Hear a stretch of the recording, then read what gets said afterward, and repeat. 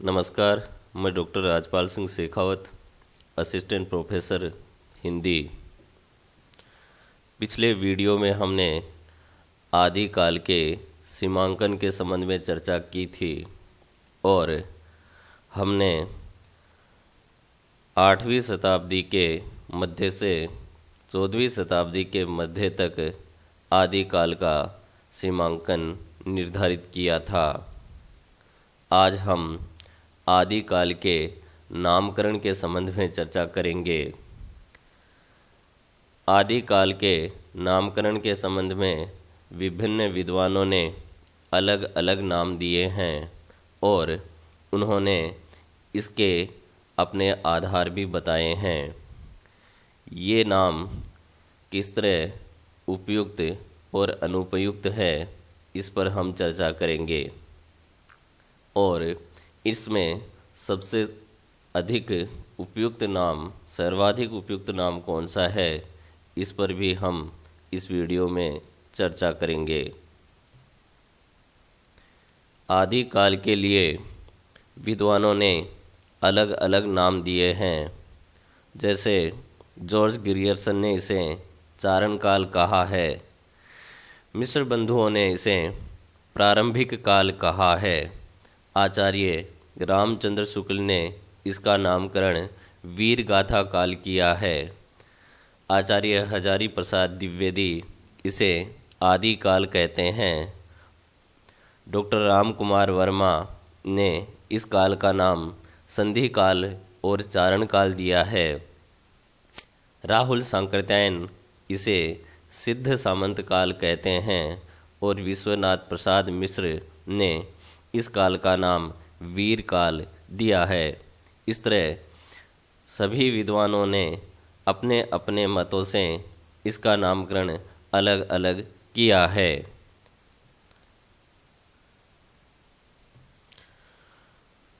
George Grierson ने इस काल का नाम चारण काल दिया है।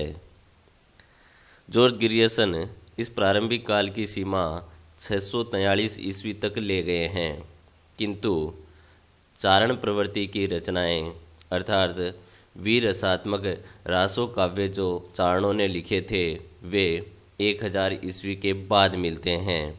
इस तरह यदि इस काल को चारण काल नाम दे दिया जाता है तो यह पूरे काल को अभिव्यक्त नहीं करता है। इसलिए जॉर्ज ग्रियर्सन द्वारा दिया गया चारण काल नाम अनुपयुक्त कहा जा सकता है। मिस्र बंधु जिन्होंने मिस्र बिंदु विनोद लिखा था उसमें इस काल का नाम प्रारंभिक काल रखा है, लेकिन यह एक सामान्य संज्ञा है और किसी प्रवृत्ति के आधार पर, किसी रचनागत प्रवृत्ति के आधार पर यह नामकरण नहीं किया गया है। इसलिए प्रारंभिक काल नाम भी उपयुक्त नहीं कहा जा सकता। एक सर्वाधिक महत्वपूर्ण मत आचार्य रामचंद्र शुक्ल का है और इन्होंने इस काल को वीर गाथा काल कहा है, यानी वीरों की कथाओं का वर्णन, और इन वीर गाथाओं का वर्णन रासो काव्यों में बहुतायत से हुआ है और इस वीर गाथात्मक प्रवृत्ति को प्रमुख मानने के कारण ही उन्होंने ये नाम दिया है। लेकिन जब रामचंद्र शुक्ल ने यह नाम दिया था तब तक वीर रसात्मक यानी रासो काव्य ही प्रमुखता से मिले थे। बाद के शोध और खोज के बाद उसमें अन्य साहित्यिक प्रवृत्तियों के साहित्य भी मिल गए हैं। यदि हम इसे वीर गाथा काल कहें तो सिद्ध और जैन साहित्य इस परिधि से बाहर हो जाते हैं।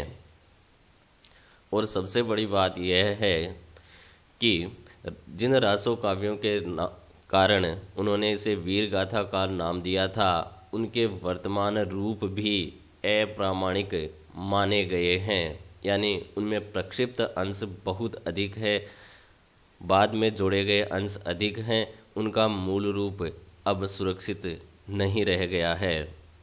इसलिए आचार्य रामचंद्र शुक्ल द्वारा दिया गया वीर गाथा काल नाम भी उपयुक्त नहीं कहा जा सकता।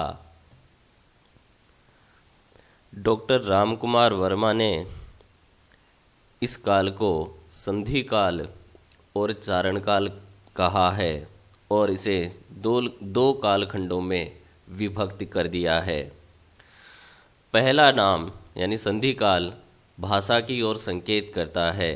भाषा की संधि यानी हिंदी जो है, अपभ्रंश जो है वह हिंदी में बदल रही थी।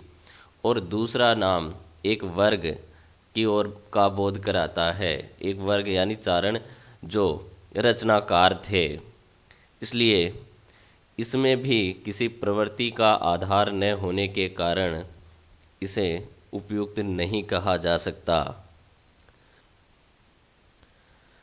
राहुल सांकृत्यायन द्वारा दिया गया सिद्ध सामंत काल नाम भी निराधार है, क्योंकि इसमें किसी रचना प्रवृत्ति की ओर संकेत नहीं है, केवल दो वर्गों की ओर संकेत किया गया है। सिद्ध स्वयं रचनाकार थे, उन्होंने साहित्य लिखा था, जबकि सामंत यानी तत्कालीन राजन्य वर्ग जिनके हाथ में राज सत्ता थी वे रचना प्रेरक थे। रासो काव्यों के प्रणेता कवि मुख्यतः उनके राज दरबारों में रहकर ही काव्य रचना करते थे। इसलिए सिद्ध और सामंत दो वर्ग विशेष थे, किसी रचना प्रवृत्ति की ओर संकेत न होने के कारण यह नाम भी उपयुक्त नहीं कहा जा सकता। विश्वनाथ प्रसाद मिश्र द्वारा दिया गया वीरकाल भी केवल आचार्य रामचंद्र शुक्ल के नाम का रूपांतरण मात्र है, इसमें भी कुछ नयापन नहीं है, इसलिए इसे भी उपयुक्त नहीं कहा जा सकता। आचार्य हजारी प्रसाद द्विवेदी द्वारा दिया गया आदिकाल नाम ही सर्वाधिक उपयुक्त माना जाता है, जिसे किसी न किसी रूप में सभी विद्वानों ने स्वीकार भी किया है।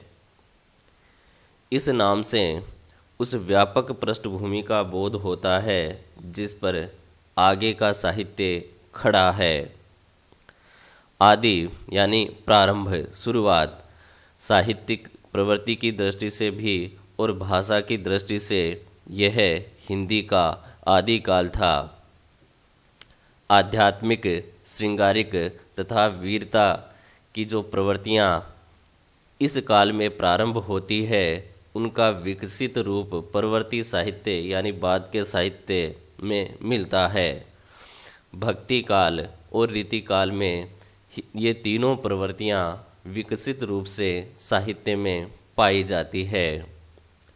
भाषा की दृष्टि से भी हिंदी का आदि रूप यानी प्रारंभिक रूप इस काल में मिलता है। इस दृष्टि से देखें तो आदिकाल ही इस काल का सर्वाधिक उपयुक्त और व्यापक नाम माना जा सकता है। धन्यवाद।